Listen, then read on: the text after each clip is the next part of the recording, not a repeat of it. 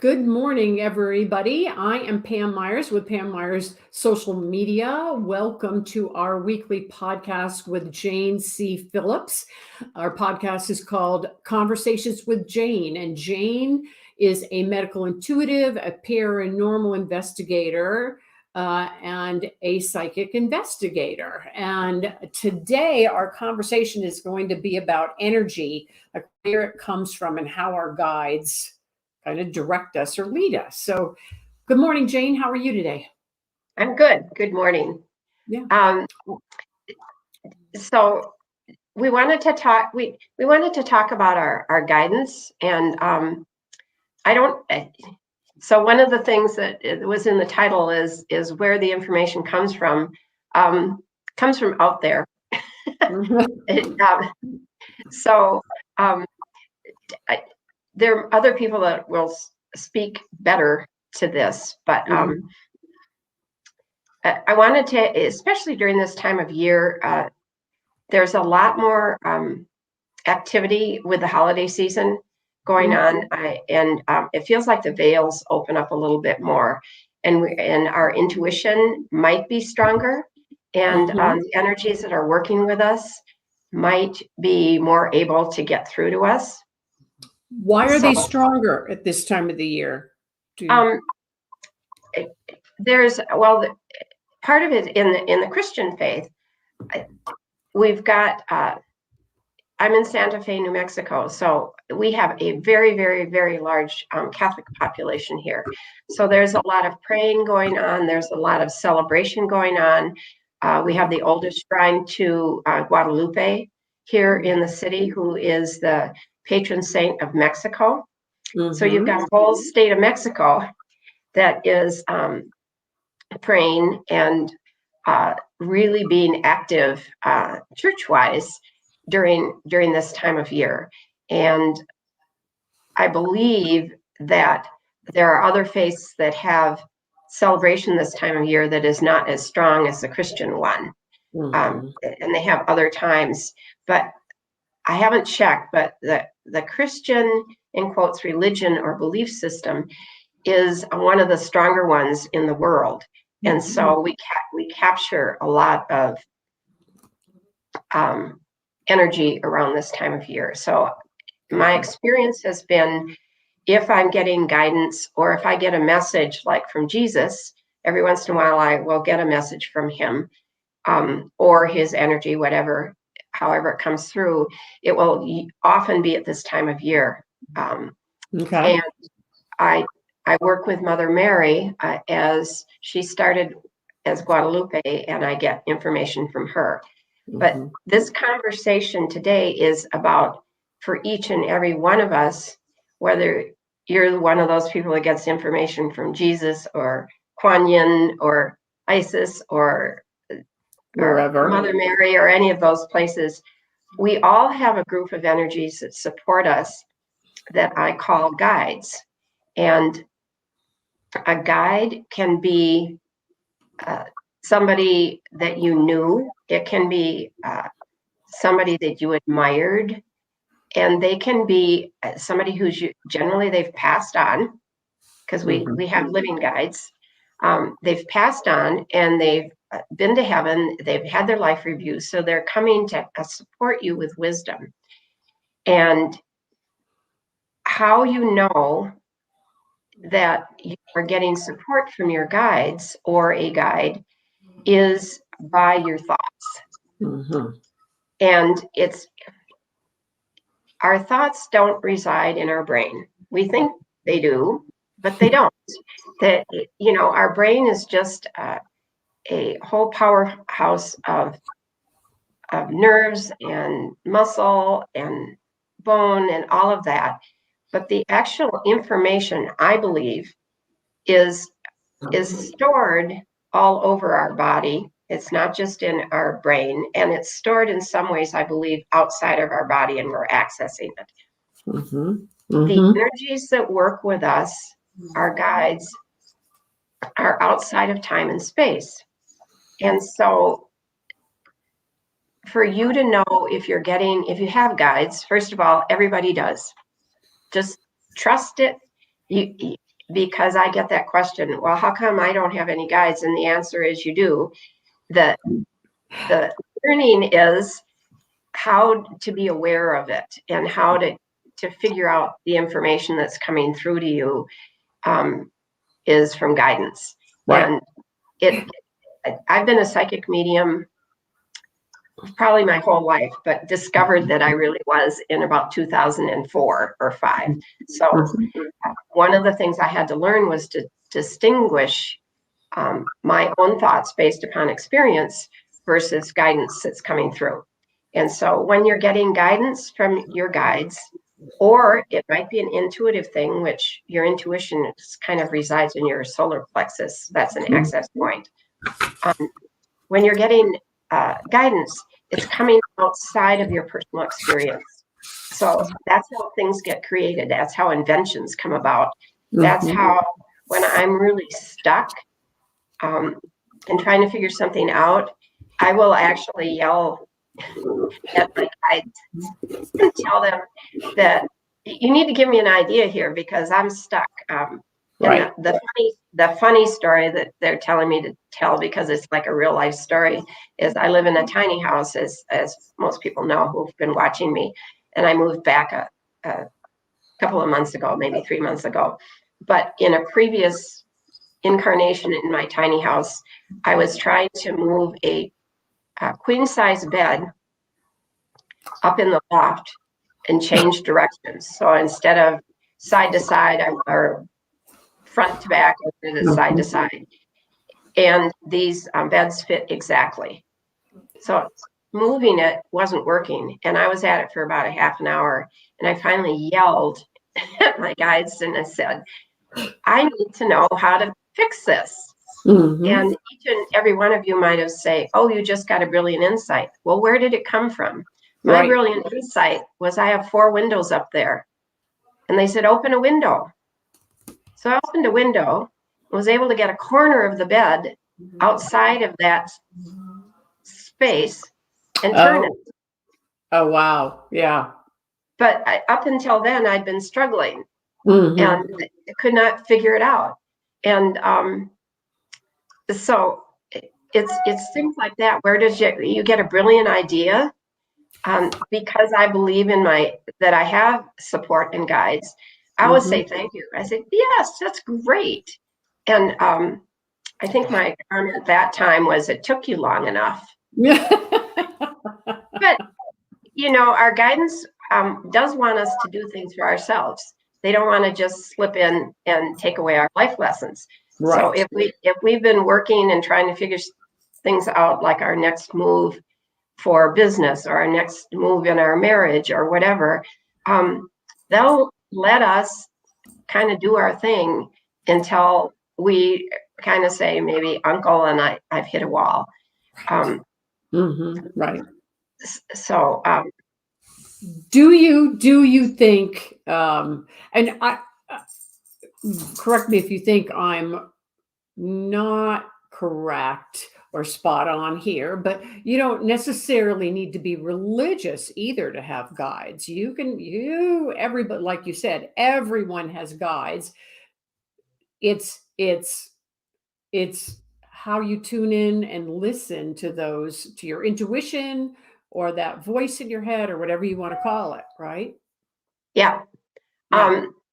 So religion has nothing to do with guidance.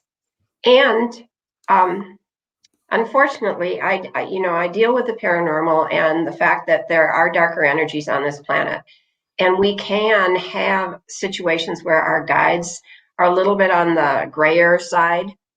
Yeah. Dark. It's possible.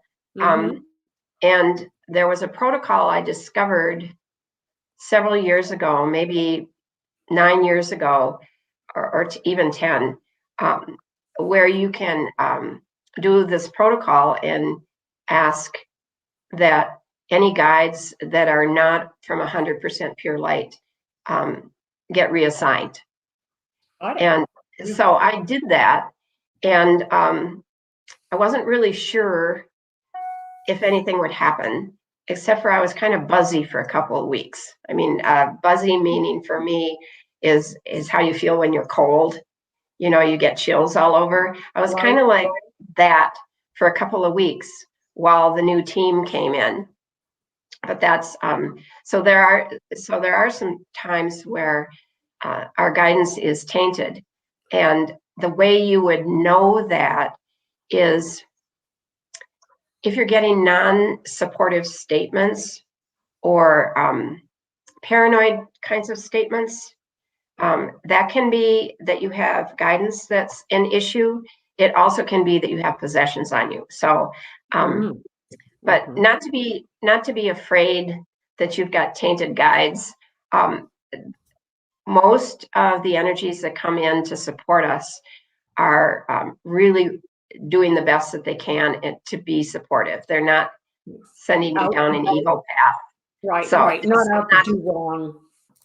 Yeah, not to be afraid. But guides have levels kind of like people. And so, and my guides are reminding me to tell you that you usually don't have just one. Now, it may show up to you as one voice, but it's usually a collective of energies, guidance energies that are coming through to support you with a thought, or like the idea that I could open a window to move that bed around probably was a collective thing. But I do have family members who have passed who do show up as individuals, and they're not with me all the time, but they're still offering guidance. And I'll know if it's their voice, or I might use my pendulum to dowse if I think it's them. And usually if I get those kind of messages, I get a real strong, that cold feeling, that buzzy feeling when somebody's coming in specifically. But guidance that we're talking about here is more like your everyday trying to figure out life, what to eat for breakfast. Sometimes you're just confused, and in your head, you'll hear, oh, just have oatmeal. Right. And it's like, it's your guide. And it's as simple as that, but it can be way more complex as you're working through things. Right. Yeah. And, in over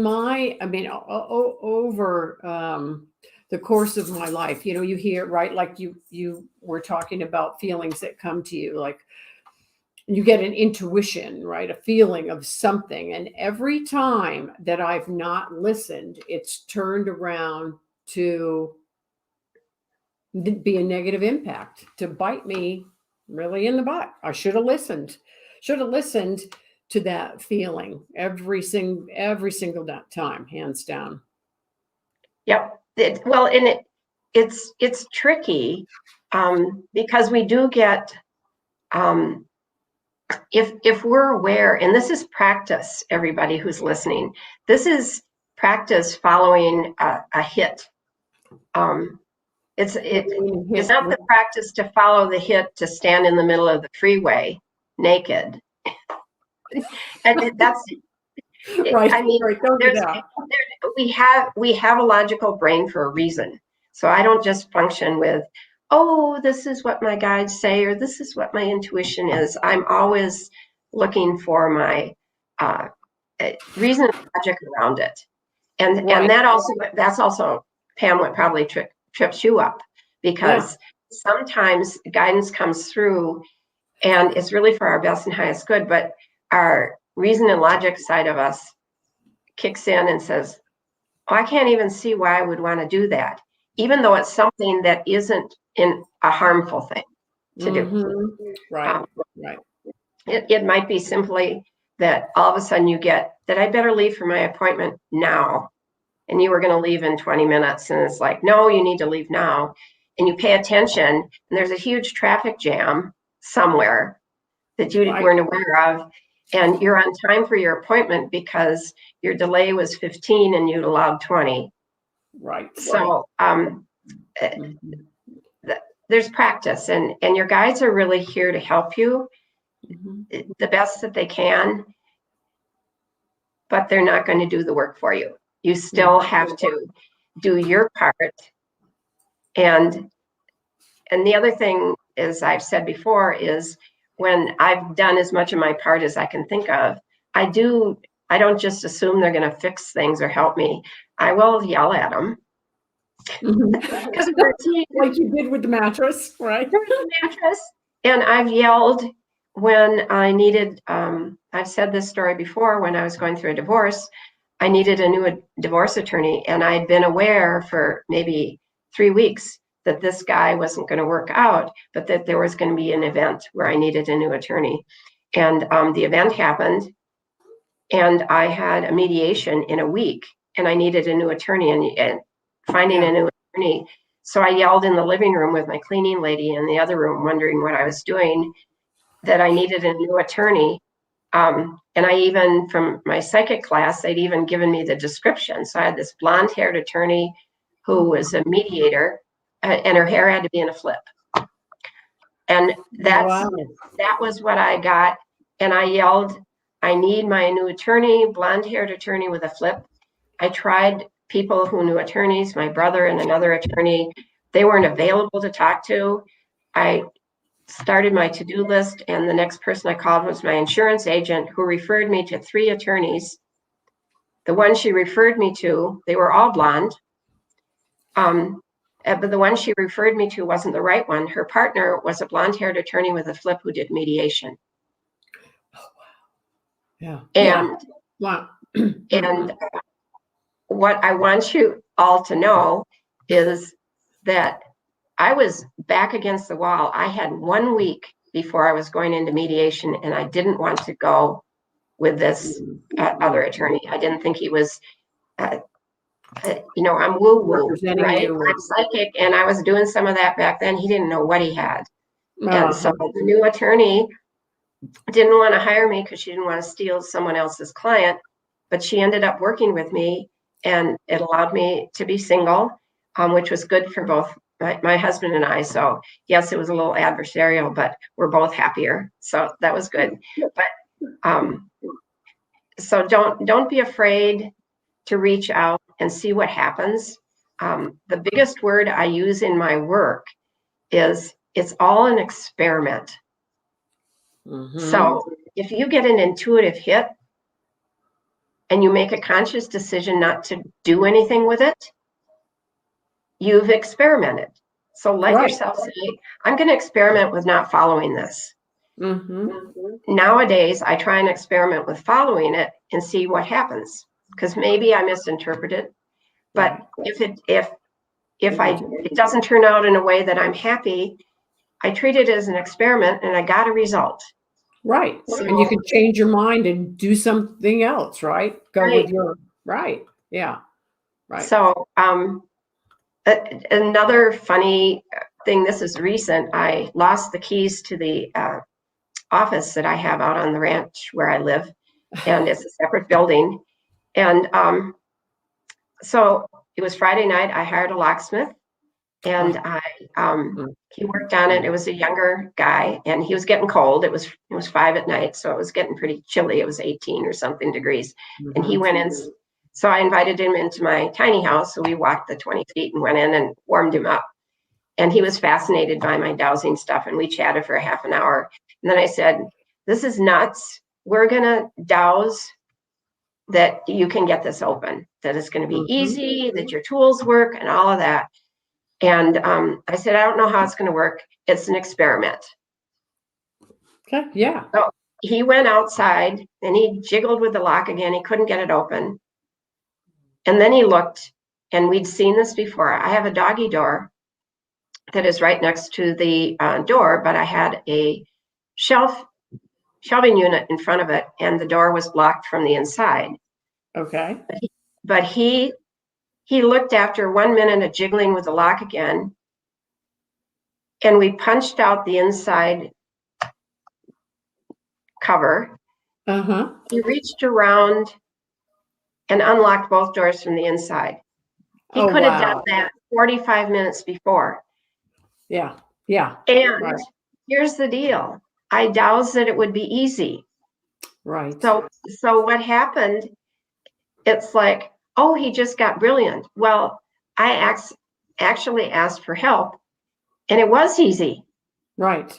We were locked from, we were trying everything ourselves and we didn't figure it out with our own intuition. So he got some assistance, Right. and he just reached in and unlocked the bottom and the top one. These locks had, my buildings had been outside a lot, so there was grit in them that he couldn't get past. Oh, wow. Okay. The keys work. And then the best funny thing is I kept thinking I dropped the keys on the property, but I couldn't find them. This was Friday night, and on Sunday morning, I went out, and the big gate that locks his property up, my office keys were hanging there. And I doubted I would get my keys back too. Good. So, good. Yeah. So as far as guidance, just all I can say is just be willing to trust that it's there. Just be willing, using your common sense, Right, to follow some of those hits that you wonder why you have to leave early, or you wonder why you need to postpone an event. Right. Right. Pam and I had a couple of weeks ago that we couldn't do this show no matter what. Right. We tried everything. And I finally asked my guys, when Pam was with me, I mean, I couldn't get the link. We finally got the link. I couldn't get on. I kept getting hit off. And I talked to my guys and they said, it wouldn't be okay for you to do this today. They actually used the word dangerous. I thought, well, this is weird. But I wasn't getting on anyway. And we were 20 minutes late in doing it. And so try not to take it seriously. This time of year, you're going to hear more, be able to have access more, and you're going to use your intuition and your logical brain for things. You know, if something sounds really dangerous to you, then don't do it. Don't say my guides told me to do it, because that's some paranoia in there. That's possibly dark side influence or possession kind of things. But if you're getting that you need to leave early for an appointment, or that it'd be really good for you to call your mother or a best friend, or watch a certain video, experiment but make it conscious. Don't just watch the video and say, well, that was a waste of time. Make it a conscious decision and say, what did I get from it? And if the answer is nothing, it was an experiment. Right. Nothing lost. Right. There isn't, because just do your guidance consciously. So, and you can have many guides that make up your, what I call your guidance system. So think in terms of a clock that has all these cogs. Each of your guides can be, it doesn't mean that is for sure, but many of your guides can just be connected to each other. So if you think of a full sentence, each guide could be offering one word in that sentence that spits out. In a clock, it spits out the time. In our brain, it spits out a message. So that's the other piece. I have had people want to meet their individual guides, and have conversations with them. And I'm not saying that can't happen or doesn't happen. The other piece, though, is that many times these guides work together as a team to give us insights. And so respect that might be happening too, if you're not getting a connection with one individual guide or a name of one individual guide.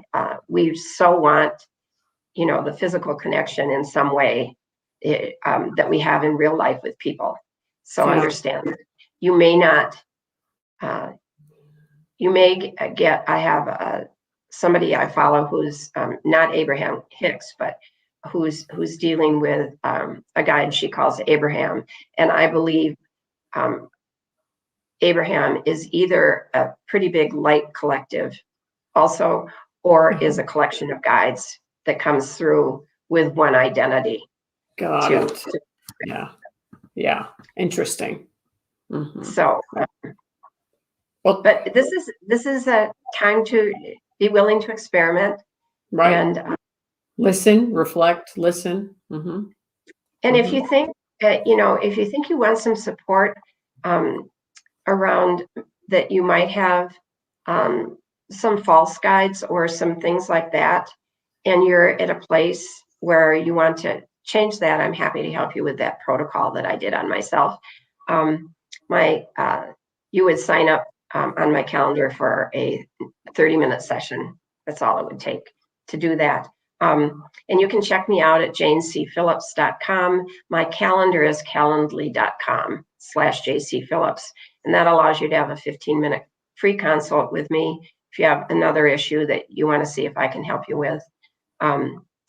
Or you can sign up for a session there. So, yeah. So thank you, everybody, for listening this week. We appreciate your time and attention, and we will see you next Thursday. Thanks. Thank you, Jane.